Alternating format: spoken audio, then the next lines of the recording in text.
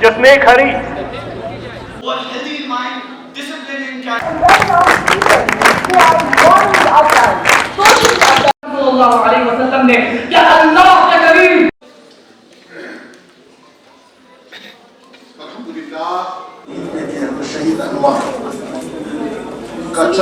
Unlimited information. A mobile phone can answer almost every question within seconds. मेरे साथियों, 2 minute के लिए अपने दिल पर हाथ रखिए और खुद से कहिए कि हमारा आज का तालीमी निज़ाम कैसा है।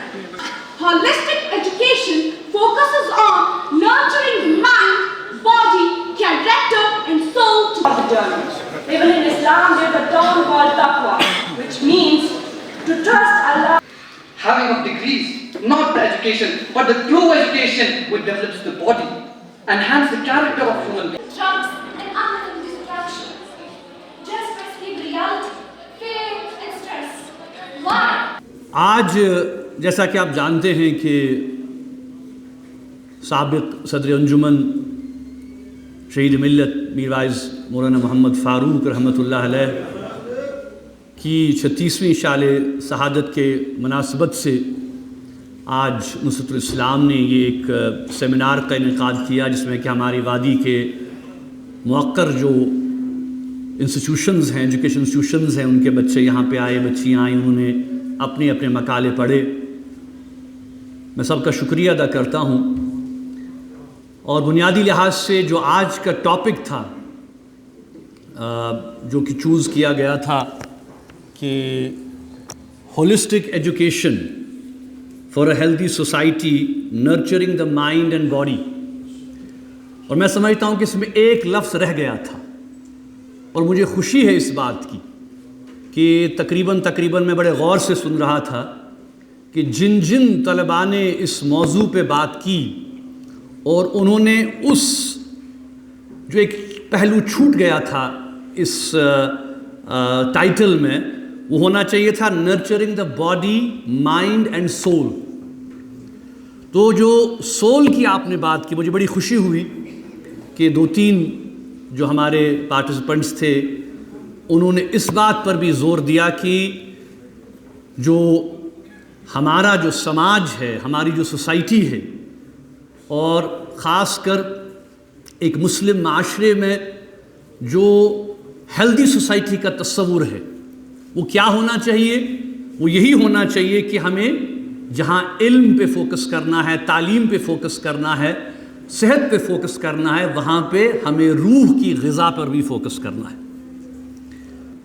कि इंसान की ज़िंदगी में जब तक बैलेंस नहीं होगा, तवाज़ुन नहीं होगा, चाहे वो इल्म हासिल करे, चाहे वो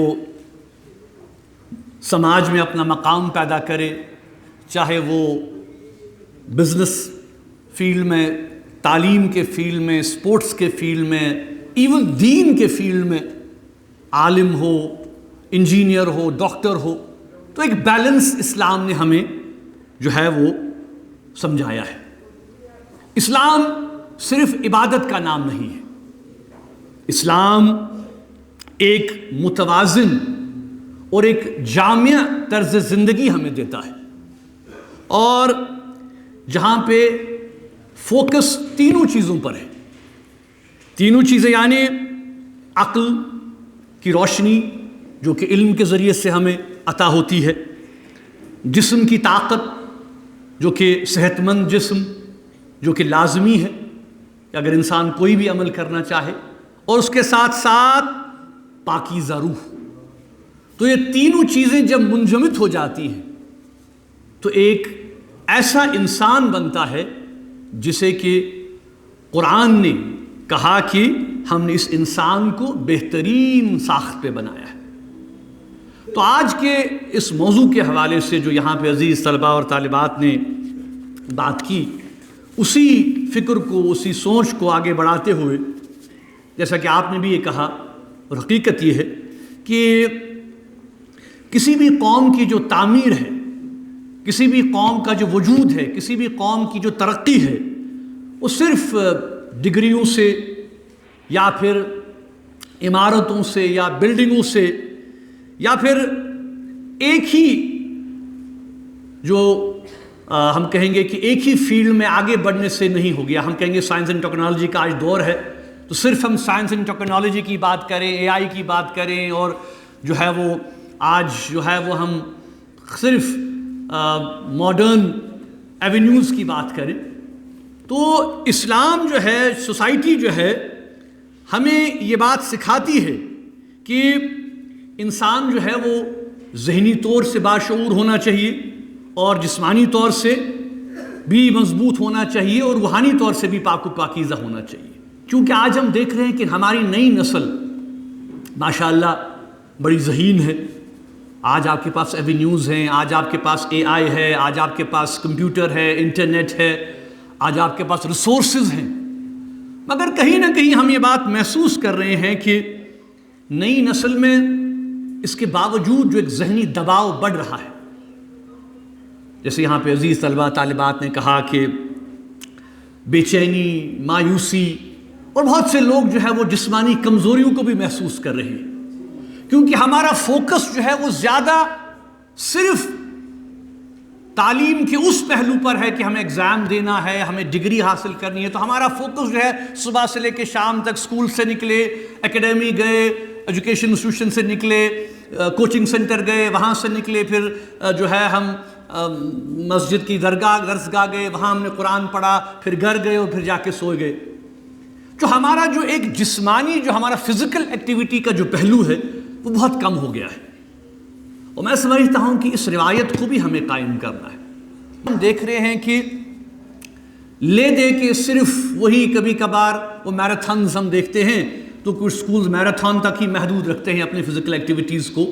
باقی جو یہاں پہ ہمارے hiking, trekking, swimming, boat racing, تو یہ سارے جو ہیں, کیونکہ اس کی بنیادی وجہ یہ ہے کہ سارا جو فوکس ہمارے انسٹیٹیوشنز کا ہے وہ سارا فوکس صرف ڈگری, تعلیم, اور پھر اخبارات میں یہ کہنا کہ ہمارے اسکول کے اتنے سارے بچے پھر فوٹو دے دے کے وغیرہ. اچھی بات ہے, مگر اوور آل جب تک ہماری جو ڈیولپمنٹ نہیں ہوگی سوسائٹی کی اور خاص کر نوجوان نسل کی, آپ دیکھیں کہ ہمارے لیے آج ایک بہت بڑا چیلنج یہ بھی ہے کہ ہماری نئی نسل tablets, computer, phones, digital media کے حوالے سے ایڈکٹ ہو چکی ہے.